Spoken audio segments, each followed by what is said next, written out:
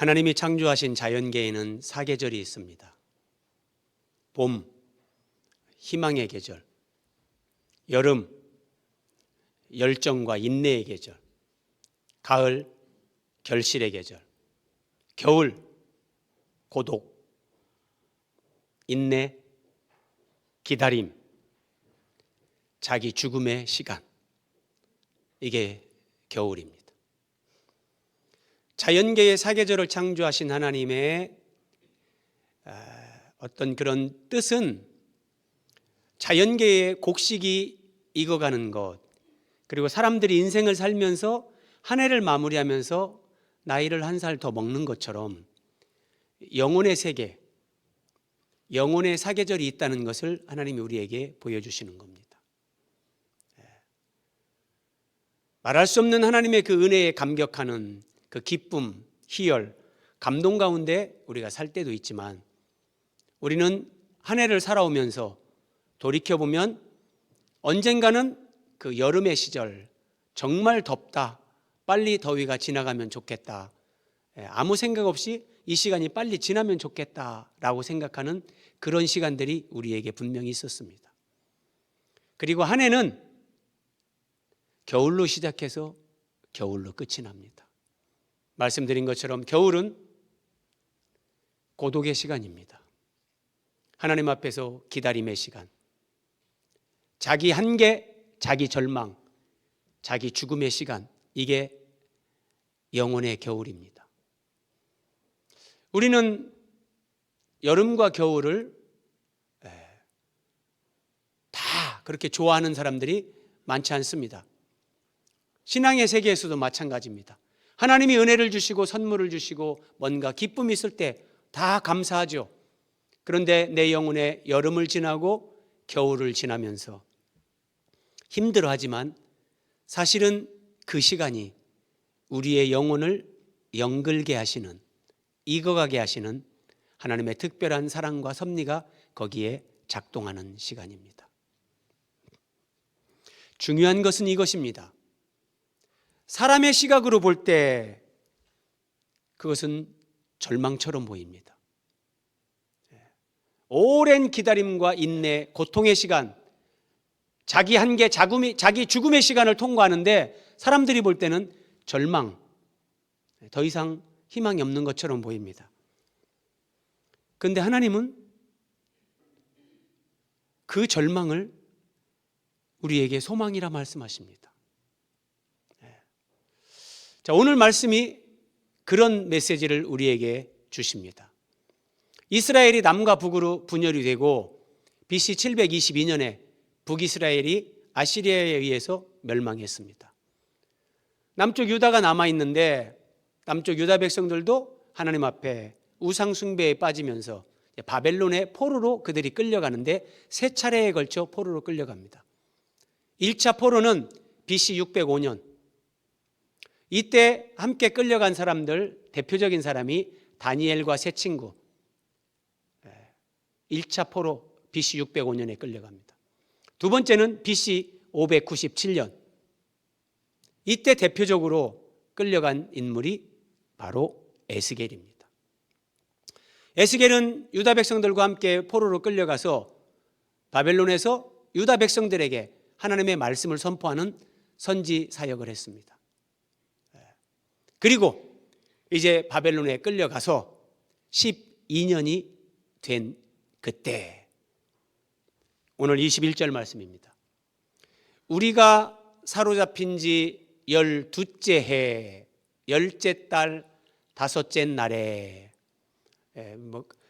날짜를 글로 써놓으니까 좀 어렵게 보이는데, 포로 생활 12년 10월 5일 그 말입니다.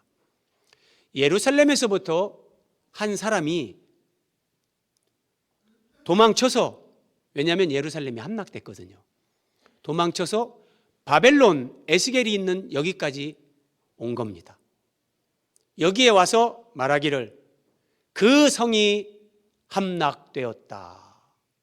그 성이 함락되었다. 그럼 그 성은 예루살렘입니다.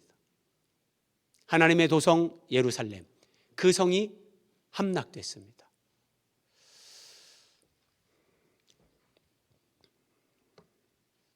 하늘이 무너지는 소식입니다. 예루살렘이 함락됐다는 것은 유다가 멸망했다는 겁니다. 나라가 망했습니다. 그리고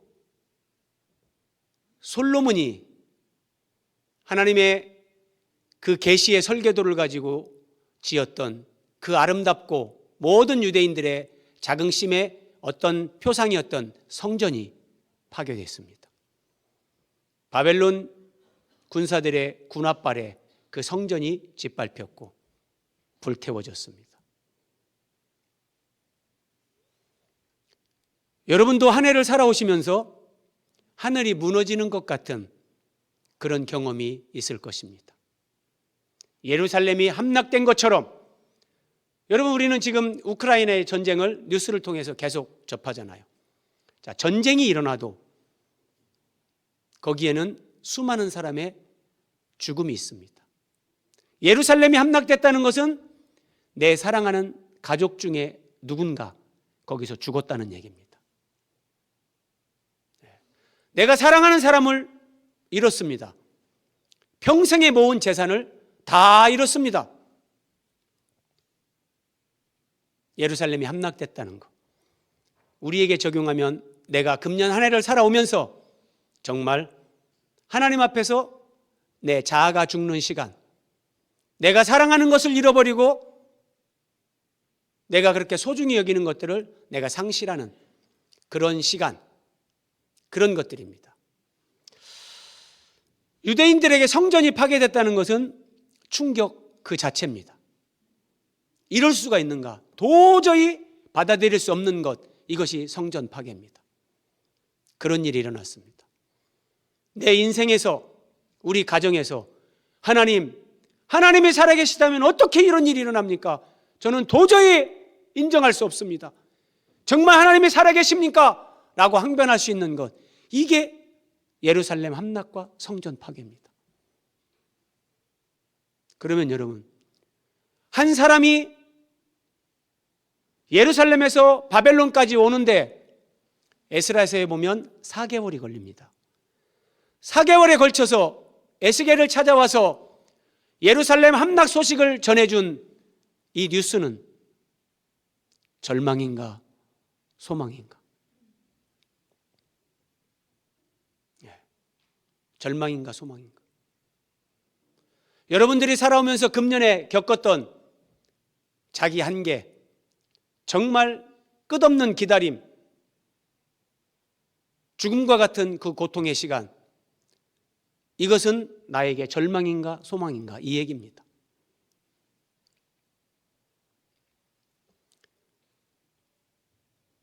자연계에 사계절이 있는 것처럼 한 해를 살아오면서 영혼의 이 사계절을 통과하지 않는 사람이 없습니다. 봄과 가을에 대해서 다 좋아하지만 그 여름과 겨울, 하나님 앞에서 인내해야 되고 고난을 견뎌내야 되고 기다려야 되고 자기 한계 상황에서 절망하면서 자기 죽음을 통과하면서 정말 하나님 앞에 차라리 하나님 내 목숨을 거두어 주십시오 라고 기도하는 사람들도 있습니다. 그런 시간을 하나님이 우리에게 허락하십니다. 어떤 사람은 육체적인 질병으로, 어떤 사람은 경제적인 어려움으로, 인간관계의 갈등으로, 각자 나름대로 자기가 처한 상황에서 하나님이 그런 것들을 허락하십니다. 유다 백성들이 예루살렘이 함락되고 나라를 잃었습니다. 그러면 여러분, 나라를 잃었을 때 유다 백성들은 나라가 멸망한 것으로 끝나는 게 아닙니다. 모든 백성들의 재산은 다 재산을 갈취당하는 겁니다. 여성들은 끌려가고 성폭행 당하고, 가족들은 뿔뿔이 흩어지고, 내 사랑하는 아빠가, 남편이 내 눈앞에서 죽임을 당하고, 이게 예루살렘 함락이고 이게 나라를 잃는 겁니다. 그러면 이 예루살렘 함락 소식이 우리에게 소망이 될 수 있는가? 4개월에 걸쳐서 바벨론에 와서 이 소식을 전해준 사람은 에스겔과 포로로 생활하고 있는 유다 백성들에게 희망을 전한 것인가? 절망을 전한 것인가?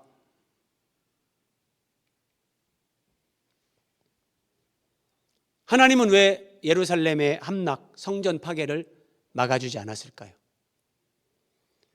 하나님은 왜 우리가 금년 한 해를 살아오면서 내 영혼의 여름, 내 영혼의 겨울, 왜 그 어려움, 그 눈물, 고통, 그 시간을 하나님은 왜 막아주지 않았을까요?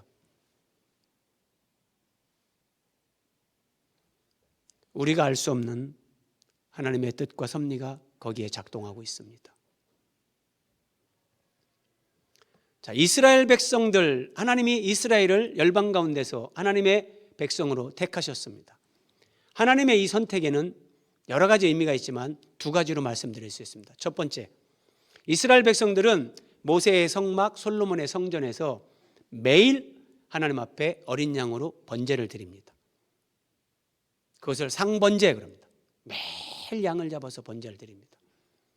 그런데 하나님이 어린 양을 잡아서 번제를 드리라고 하시는 이 말씀에는 이런 의미가 있는 거예요.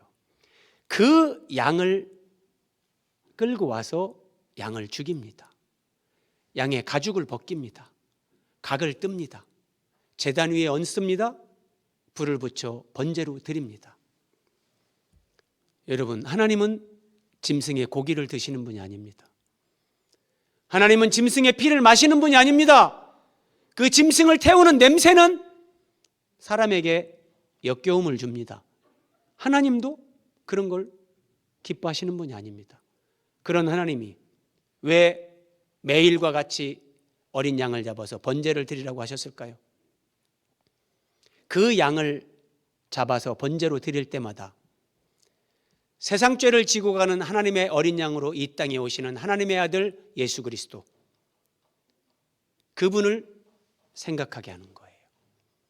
그래서 이 땅에 오셔서 우리를 구원하실 하나님의 아들, 세상 죄를 지고 가는 하나님의 어린 양, 그분을 믿음으로 바라보고 그분이 오셔서 이루시는 구속, 구원의 은혜, 사람은 죄에게 종로로 탑니다.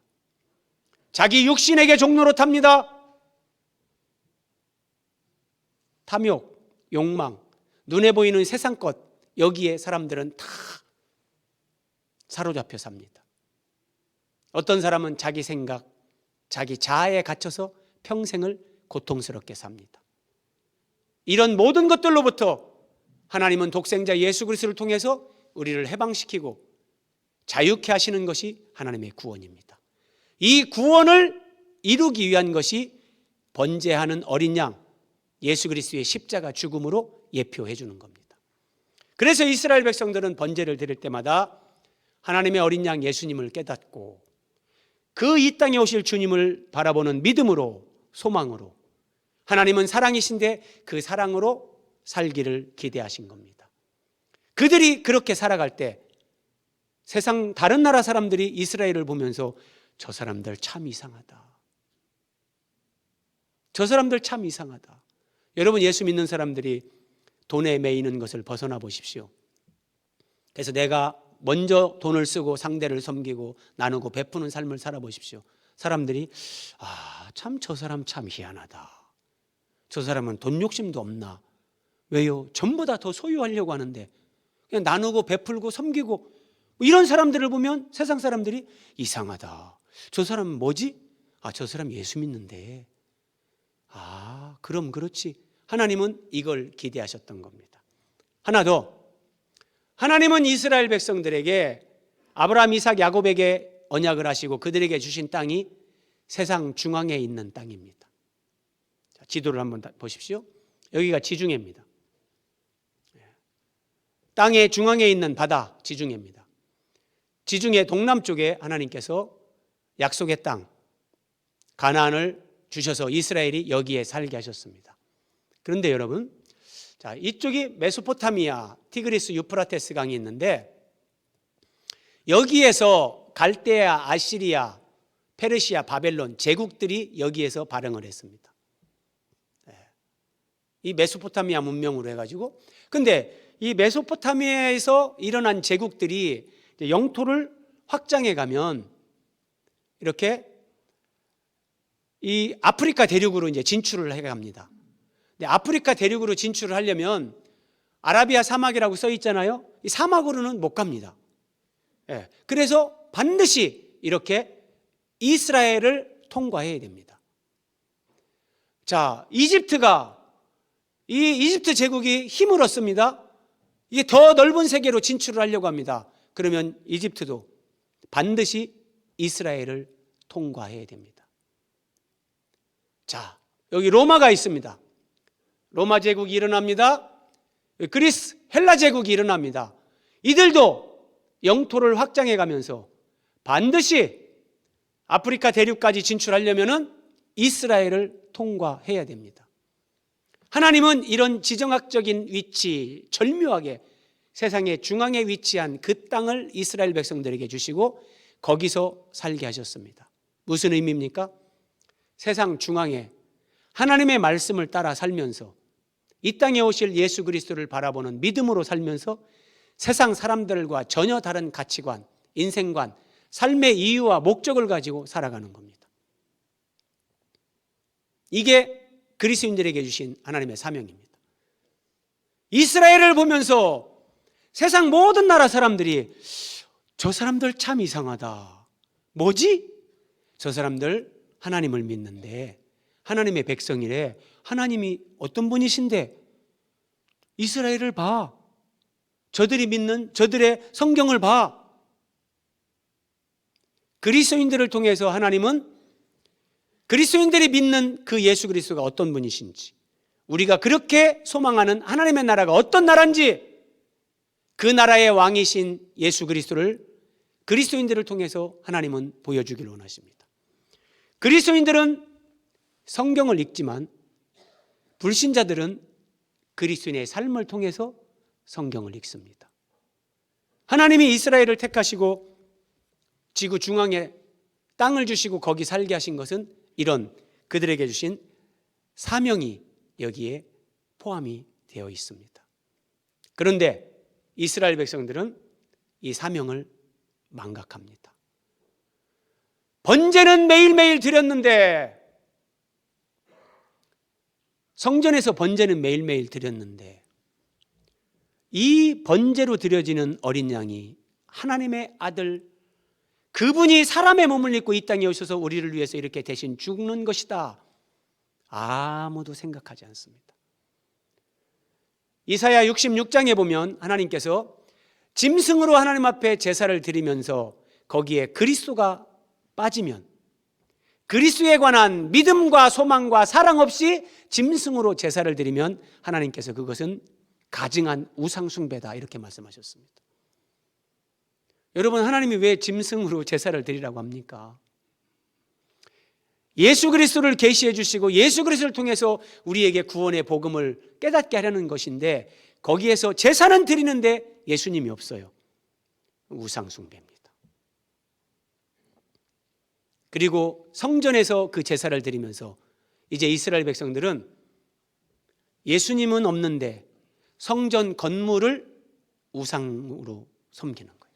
그걸 신성시하면서, 여러분 이 말씀을 들으시면서 이렇게 연결이 되어야 됩니다. 그럼 오늘날 성전은 뭡니까? 이 예배당 건물이 아니라 예수님을 믿는 우리가 성전입니다. 내가 하나님의 성전이라는 이 의식이 없는 사람은 건물 예배당 안에 와서 경건한 모습으로 예배를 드립니다. 그러나 자신이 성전인 것을 자각하지 못하는 사람은 예배당 밖을 나가는 순간 불신자들과 다름없는 삶을 삽니다. 그래서 바르게 아는 것이 중요합니다. 그들은 성전을 신성시했지만 자신들이 성전이라는 것을 깨닫지 못했습니다. 하나님 앞에 어린 양은 잡아서 제사를 드렸지만 그 어린 양이 하나님의 독생자 예수 그리스도라는 것, 여기에 그들의 믿음이 미치지 못했습니다. 그러면 예수 그리스도를 그들은 몇 가지 종교 행위로 대치시켜 버리는 겁니다. 여러분, 하나님께서 안식일 계명을 주셨습니다. 유대인들은 안식이라면 크게 세 가지를 딱 기억합니다. 첫째, 안식일에 일하지 말라. 둘째, 안식일에 돈 쓰지 말라. 셋째, 안식일에 오락을 즐기지 말라. 성경에 문자적으로 다 나오는 말씀입니다. 그래서 그것을 철저하게 문자적으로 그들은 지켰습니다. 그런데 여러분, 생각하셔야 됩니다. 하나님이 왜 안식일에 일을 하지 말라고 하셨을까? 아니, 도대체 안식일에 일하는 것이 얼마나 잘못된 거길래 민수기에 보면 안식일에 일하는 사람을 잡아다가 하나님이 죽입니다. 사랑의 하나님이 이럴 수 있나? 안식일에 일을 했다고 사람을 죽이라고 하나? 여러분, 이해되십니까? 이해가 안 되시면 물으셔야 됩니다. 언제든지 물으십시오. 편하게 물으십시오. 하나님이 안식일 계명을 주신 것은 한번 생각해 보십시오. 고대 사회에서 어떤 주인이 자기 집에 있는 노예에게 일주일에 하루씩 쉬게 합니까? 그런 주인 없습니다. 그런데 이스라엘 백성들만은 자기 집에 있는 노예도 안식일에는 쉬게 해야 됩니다. 안식일에는 하나님이 짐승에게도 일을 시키지 말라 하셨어요. 사람에게 일 시킬 수 없습니다. 그러면 그 종의 입장에서 생각해 보십시오. 일주일에 하루를 고대 사회에서 쉬는 거예요. 여러분, 이건 혁명적인 겁니다. 어디 노예가 일주일에 하루를 쉽니까? 근데 일주일에 하루를 쉬면서 얼마나 그 쉼이 달콤했을까요? 아, 이스라엘의 하나님 진짜 감사합니다. 하나님이 안식일 계명을 주셔서 제가 이렇게 일주일에 하루 육신의 안식을 누리면서 행복하게 삽니다. 이스라엘의 하나님 감사합니다. 노예들은 감사했을 겁니다. 그런데 여러분, 이제 세상이 좋아져서 일주일에 하루 쉬는 것이 아니라 일주일에 이틀을 쉬고 어떤 회사는 3일을 쉽니다. 그래도 사람들은 뭐예요? 쉬고 나면 아이고 피곤하다. 육신의 안식은 진정한 안식이 아닙니다. 하나님은 육신의 안식을 통해서 사람들이 영혼의 안식, 참된 안식을 소망하면서 안식일의 주인 되시는 예수 그리스도, 이 땅에 오셔서 우리에게 참된 안식을 주시는 그 그리스도를 바라보라고 안식일 계명을 주신 겁니다. 이스라엘 백성들은 이 안식일 계명의 의미를 다 망각했습니다. 그래서 예수님이 오셔서 안식일에 병자를 고칩니다. 안식일에 귀신 들린 자를 자유케 합니다. 근데 유대인들 종교 지도자들은 예수님이 안식일을 범했다고 죽이려고 합니다. 하나님의 인생들을 향한 영혼의 안식, 진정한 자유, 행복을 주시려는 하나님의 안식일 계명, 이것을 살벌한 그냥 어떤 율법으로 종교 행위로 만들어가지고 안식일에 병자를 고치는 그 예수님도 그들은 죽이려고 하는 겁니다. 이렇게 하나님의 율법이나 제사제도, 하나님이 주신 모든 성경의 진리들을 왜곡시키고 예수 그리스도를 그들은 몇 가지 종교 행위로 바꿔치기 했습니다. 할례 받아, 안식일 지켜, 그리고 그것이 자기들은 하나님의 백성의 표라고 자부하며 살았습니다. 그래서 예레미야 7장 4절, 예레미야 선지자가 눈물의 선지자잖아요. 예레미야는 이제 예루살렘이 멸망하는 걸 목격하는 선지자입니다. 자, 예루살렘의 멸망 직전에 예레미야 선지자가 성전에 제사 드리러 가는 이스라엘 백성들을 보면서 이렇게 외치는 겁니다. 이것이 성전이 여호와의 성전이라, 여호와의 성전이라, 여호와의 성전이라는 거짓말을 믿지 말라.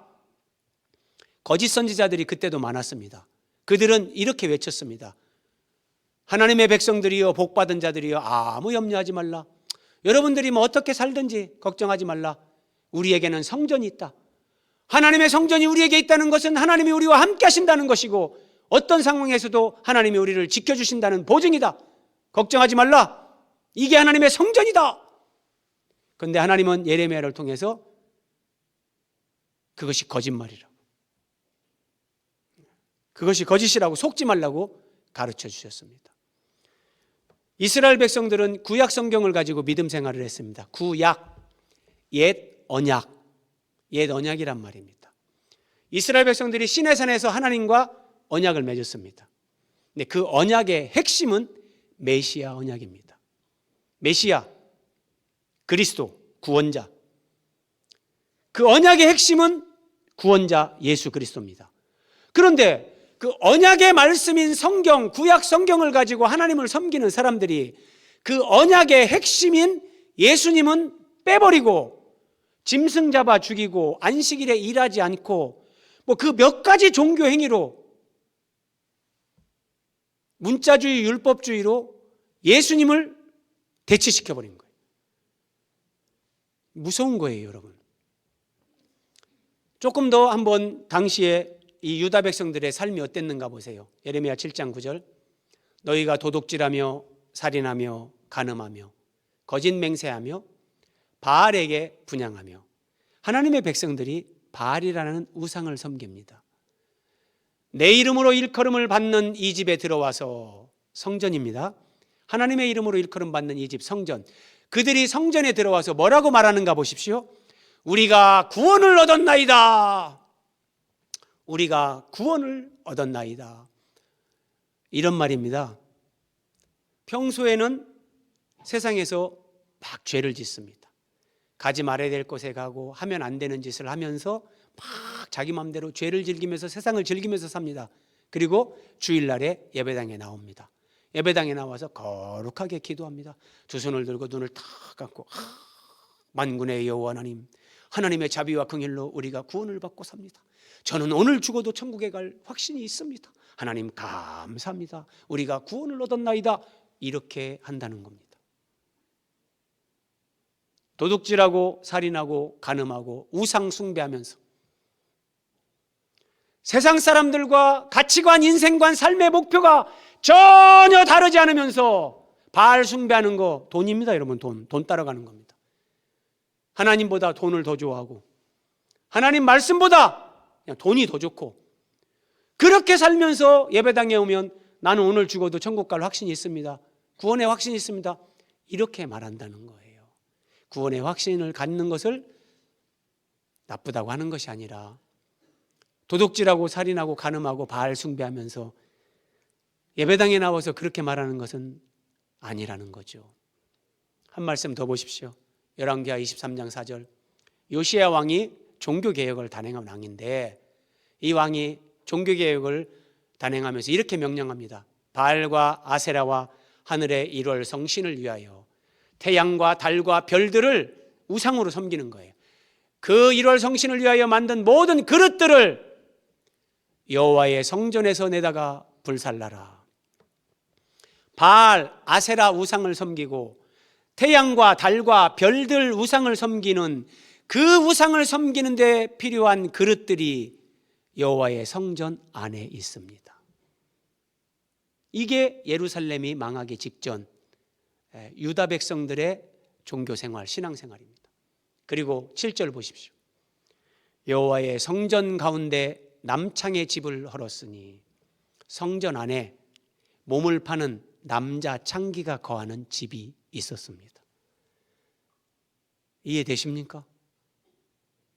여호와의 성전 안에 남창이 거하는 집이 있습니다. 아이고 목사님, 설마 그런 일이? 다시 말씀드립니다. 진짜 성전은 뭡니까? 건물이 아니라 구원받은 우리 자신입니다. 내가 하나님의 구원받은 성전인데 내 안에 바알이 있습니다. 하나님보다 돈을 더 좋아하는 겁니다. 아세라 우상이 있습니다. 하나님 말씀보다 세상 가치 기준을 따라 사는 겁니다. 성전인 내 안에 남창의 집이 있습니다. 세상을 사랑하고 주님보다 세상 것을 더 집착하고, 이게 영적 간음입니다. 이게 남창의 집, 창기의 집이 진짜 성전인 내 안에 있는 겁니다. 성경은 복잡하거나 어렵지 않습니다. 믿음으로 사는 것은 단순한 겁니다. 하나님 말씀이 정말 진리고 생명이고 이 말씀이 영원한 것이다 인정하면 그냥 그 말씀 따라 사는 겁니다. 이런 상황에서 한 사람이 예루살렘이 함락됐다는 소식을 바벨론에 와서 에스겔과 포로 생활하는 유대 백성들에게 전해준 겁니다. 그러면 여러분, 예루살렘이 함락되고 성전이 파괴됐다는 이 소식은 절망입니까? 소망입니까? 성전 안에 바알, 아세라, 1월 성신을 섬기는, 우상을 섬기는 그릇들이 즐비하고 성전 안에 남창이 거하는 집이 있는데 그 성전을 하나님이 허물어 버리지 않으면 그게 사랑이고 그게 소망이겠습니까? 그 성전을 헐어버려야 그게 하나님의 사랑이고 하나님이 유다 백성들에게 진정한 소망을 주는 것이 아니겠습니까? 하나님이 금년 한 해를 살아오면서 우리에게 주신 긴 고난의 시간, 기다림의 시간, 절망의 시간, 자기 죽음의 시간, 우리는 낙심하고 절망하죠. 하나님이 정말 어디 계시냐고. 근데 그렇지 않습니다. 하나님이 우리를 사랑하시기 때문에, 나를 아시기 때문에 때로는 나를 무너뜨리고 때로는 나를 꺾으시고, 그러면서 내 안에 예수 그리스도로 나를 세우시는 하나님의 구원을 금년 한 해도 하나님은 이루어 오셨는데, 그것이 내가 느끼는 것, 사람의 시각으로는 절망으로 보인단 말이에요. 우리의 삶과 선택이 하나님의 뜻과 부합되지 않을 때 하나님은 절망을 경험하게 하십니다. 여러분, 하나님의 뜻은 우리가 동쪽으로 가는 것. 예컨대 요나가 하나님이 니느웨에 가서 회개를 선포하라 했는데 니느웨로 가야 되는데 다시스로 가는 것처럼 하나님이 우리 각자에게 너는 동쪽으로 가라. 하나님의 뜻이 이거예요. 말씀을 하셔도 못 알아들으니까 깨닫지도 못하고 이게 서쪽으로 가는 거예요. 자, 운전을 하고 간다고 생각해 보십시오. 하나님의 뜻은 이쪽인데 내가 운전을 하고 가면서 내가 이쪽으로 가는 거예요. 그러면 하나님이 이 사람이 가던 길에서 돌이켜서 방향을 바꿔서 하나님의 의도하는 동쪽으로 가게 하려면 하나님은 어떻게 하셔야 될까요? 갑자기 무슨 음성이 들리면서 방향을 바꿔 라우. 하나님은 그렇게 안 하십니다. 그럼 어떻게 하시냐? 여러분이 하나님이시면 어떻게 하겠습니까? 하나님도 우리랑 입장이 똑같아요. 이쪽으로 가야 되는데 이쪽으로 가면 내 삶이, 내 선택이 하나님의 뜻과 일치되지 않을 때, 자, 반대로 가고 있어요. 자, 운전을 하고 가요. 그러면 제가 하나님이면 저는 일단은 이렇게 합니다. 처음에는 마음에 감동도 주고 그쪽으로 가면 안 돼 이런 생각도 주고 하죠. 근데 아직 분별력이 없어서 깨닫지 못해요. 그러면 1차적으로 하는 거, 승용차에 타이어 펑크가 나게 합니다. 가다가 일단 쓰죠. 그러면 이제 보험회사에 전화를 하든지 장비를 꺼내서 자기가 타이어 교체를 하든지 막 투덜투덜 하겠죠. 왜 하필 여기서 이 펑크가 나가지고 막. 근데 하나님이 가던 길을 멈추라는 하나님의 사인이라는 것을 모르는 거죠. 또 타이어 교체하고 막 갑니다. 예, 막 신나는 음악 틀고 가는 거예요. 근데 하나님이 가라는 쪽으로 더 멀리 가는 거죠, 이제. 그러면 하나님은 어떻게 하셔야 될까요? 차가 완전히 퍼지게 하든지. 그렇죠? 이제는 보험회사 불러가지고 될 일이 아니에요. 차가 완전히 퍼지게 하든지, 조금 심한 경우는 충돌, 사고가 나는 거예요. 아시겠습니까? 그렇게 할 수밖에 없어요. 이쪽 가는 길을 하나님이 스탑시키려면. 자, 여러분 각자에게 적용해 보세요. 내가 하나님의 뜻을 몰라요. 하나님은 나에게 정말 예수 그리스도를 사모하면서 그 믿음으로 순결하고 거룩한 삶을 살아가게끔 그렇게 계속 말씀하시는데 깨닫지를 못해요. 그리고 엉뚱한 방향으로 가요. 그러면 하나님께서 처음에 어떻게 하실까요? 조그만 일을 겪어요. 마음이 불편해져요. 마음에 어떤 아픔이 일어나요. 그래도 내가 깨닫지 못하고 계속 엉뚱한 길로 가요. 그러면 하나님께서 그때 하나님이 우리에게 주시는 것이 바로 이런 거예요.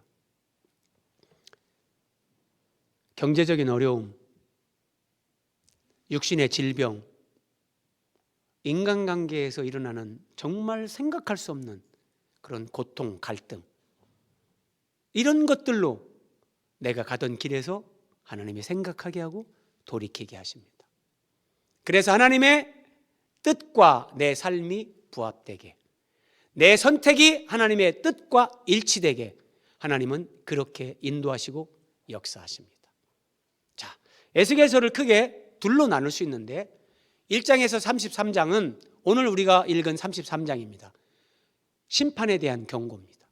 그리고 34장부터 48장 끝장까지는 이제 예루살렘의 회복을 하나님이 주시는 메시지입니다. 그러면 하나님은 예루살렘이 함락되고 성전이 파괴된 유다 백성들을 어떻게 회복시키시는가? 어떻게? 34장 15절입니다.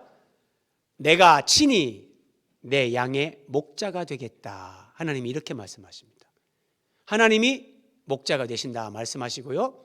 자, 두 번째 23절 같이 한번 읽어보겠습니다.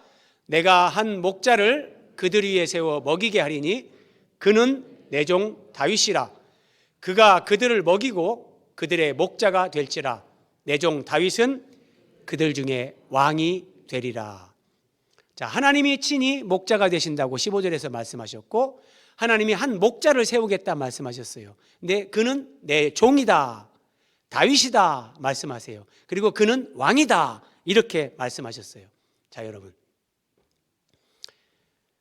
다윗은 에스겔 선지자보다 약 400년 전에 존재했던 인물입니다. 지금 에스겔에게 하나님께서 내 종 다윗이다 이렇게 말씀하실 때 다윗은 이미 400년 전에 죽은 사람이에요. 그러니까 우리가 성경에서 알고 있는 그 다윗을 얘기하는 게 아니에요. 그러면 내가 목자가 되겠다, 내는 하나님이잖아요. 그리고 그는 내 종 다윗 왕 이렇게 말씀하셨어요. 하나님이시면서 종이면서 목자면서 왕인 분은 누군가? 바로 예수님입니다. 예수님은 하나님이세요. 그분은 우리를 위해 죽기까지 복종하신 종이세요. 그분은 우리의 목자시고 우리의 왕이세요. 예수님이 요한복음 10장 14절에서 나는 선한 목자라. 예수님이 친히 내가 선한 목자다 이렇게 말씀하셨어요. 빌라도가 예수님에게 묻습니다. 네가 정말 유대인의 왕이냐? 예수께서 네 말과 같이 내가 왕이니라. 예. 여러분, 하나님께서 에스겔 선지자를 통해서 지금 포로 생활하는 유다 백성들에게 한 목자를 세우겠는데 하나님이 친히 목자가 되겠다. 또 내 종이다. 그는 다윗이다. 그는 왕이다. 이런 말씀을 하시는 것은 하나님이 언약하신 예수 그리스도는 다윗의 자손으로 오십니다. 유다 지파 다윗의 자손으로. 이스라엘 백성들은 번제를 드리거나 안식일을 지키거나 믿음 생활을 한다고 했지만 예수 그리스도를 다 망각했습니다. 예수님 없는 종교 생활을 했습니다. 그래서 그들에게 다시 구약 옛 언약의 핵심인 예수님을 그들에게 다시 가르치고 계시하는 겁니다. 하나님이시면서 종으로 오셔서 다윗의 자손으로 오셔서 우리의 구속을 이루신 만왕의 왕이신 예수 그리스도, 그가 너희들을 회복시킬 것이다. 예수님께로 돌아가면 여러분, 우리는 어떤 상황에서든지 회복을 경험합니다.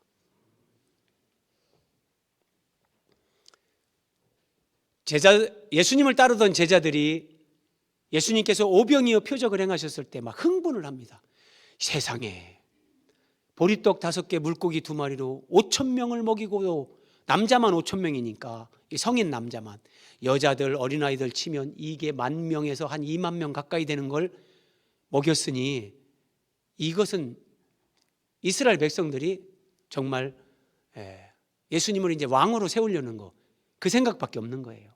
저 예수님이 이스라엘의 왕만 되면 우리는 이제 경제적인 어려움 다 끝나고, 이런 기적을 행하시는 분인데 세계 강국이 되는 거고, 와, 제자들도 예수님이 왕이 되면 우리도 한자리 하겠다, 은근히 그런 기대를 했습니다. 그런데 예수님이 십자가에서 처참하게 죽으셨습니다. 그러면 여러분, 예수님의 죽음은 절망입니까? 소망입니까? 패배입니까? 승리입니까? 벌거벗고 죽으셨는데 그게 부끄러움입니까? 아니면 우리의 영광입니까? 십자가에 달린 예수님이 부활하기 전까지 제자들도 몰라요. 십자가에 달린 예수님을 보면서 제자들은 절망합니다. 아, 끝났구나. 아, 우리의 꿈도 소망도 다 끝났구나. 왜냐하면 사람들은 죽으면 끝이라고 생각하는 거죠. 제자들에게도 예수님의 죽음, 십자가는 절망이었습니다. 그런데 그 예수님의 십자가 죽음 때문에 온 인류에게 소망이 주어진 겁니다. 구원의 소망, 하나님 앞에 나갈 수 있는 그 소망이 우리에게 주어진 겁니다. 십자가에서 예수님이 저렇게 죽임당하셨지만 그 예수님의 죽음이 사탄의 머리를 깨트리는 승리, 주님의 승리요, 우리의 승리, 패배가 아니라 우리에게 주시는 승리였단 말입니다. 잘 보셔야 됩니다. 한 해를 살아오면서 내가 겪은 자기 한계의 상황에서 그 절망, 고통의 시간들 다 있습니다. 그런데 고난은 우리 인생의 과정이지 끝이 아닙니다. 여러분들이 겪은 고난, 여러분들이 지금 당하고 있는 그 고난을 끝이라고 여러분들이 결론 내리지 마십시오. 그건 과정입니다. 결론은 하나님께서 합력해서 선을 이루어 주시는 겁니다. 자, 하나님은 정말 하나님이 위대하신 것은 악을 선으로 바꾸실 수 있다는 거예요. 저주를 복으로 바꾸시는 거예요. 하나님은 일생에 매여 죽음의 공포 가운데 종로로 타던 자들에게 생명으로, 진리로 자유케 하신 겁니다. 네. 금년 한 해를 여러분들이 살아오시면서 여러분들이 경험했던 내가 불행이라고 생각하는 것들, 나의 고통, 상처, 눈물, 내가 볼 때 이것은 안 될 것 같아, 이건 불가능해 라고 하는 그 모든 것을 하나님은 합력해서 선을 이루십니다. 중요한 것은 이것입니다.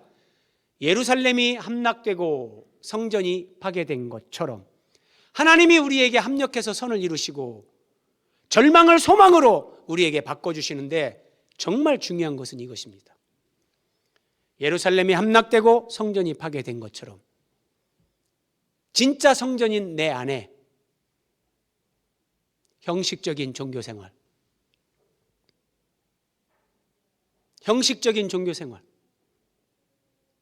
이것이 무너져야 됩니다. 형식적인 종교생활이 무너지고 예수님으로 살아가는 사람.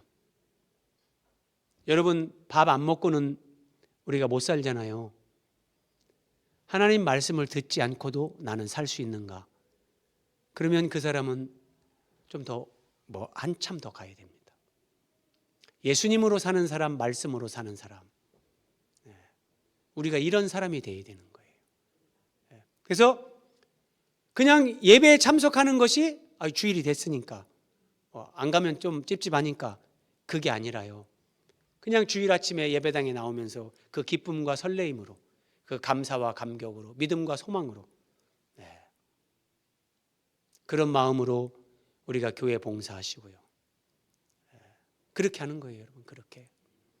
그래서 현재의 고난은 하나님이 영광으로 바꾸십니다. 중요한 것은 내 안에 있는 형식적인 종교생활, 예수 그리스도가 내 안에 주인으로 생명으로 견고하게 세워지지 못한 그것이 세워지는 그 노력, 그 삶을 여러분들이 지향하면 현재의 고난은 하나님이 영광으로 실제 바꿔주십니다. 하나님은 전능하시다니까요. 하나님은 실수하지 않으십니다. 하나님은 완전하십니다. 우리의 불행을 행복으로 바꾸고도 남는 분이 하나님이십니다. 중요한 것은 내 안에 있는 형식적인 종교생활, 내 안에 있는 우상, 내 안에 있는 영적 게으름, 주님이 내 생명이 되지 못하고 주인이 온전히 되지 못한 그 부분을 깨트리고 그 부분이 견고하게 세워지게끔 내가 노력을 해야 되는 겁니다. 그러면 지금의 고난, 상처, 지금의 한숨과 눈물, 이것이 때가 되면 하나님은 여러분들에게, 여러분들 인생의 가장 멋진 간증이 되게 하십니다. 22절입니다.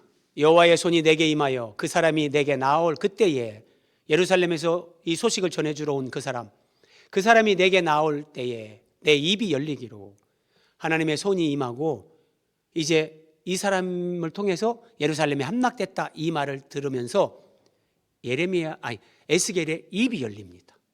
그래서 내가 다시는 잠잠하지 아니하였노라. 무슨 말인가?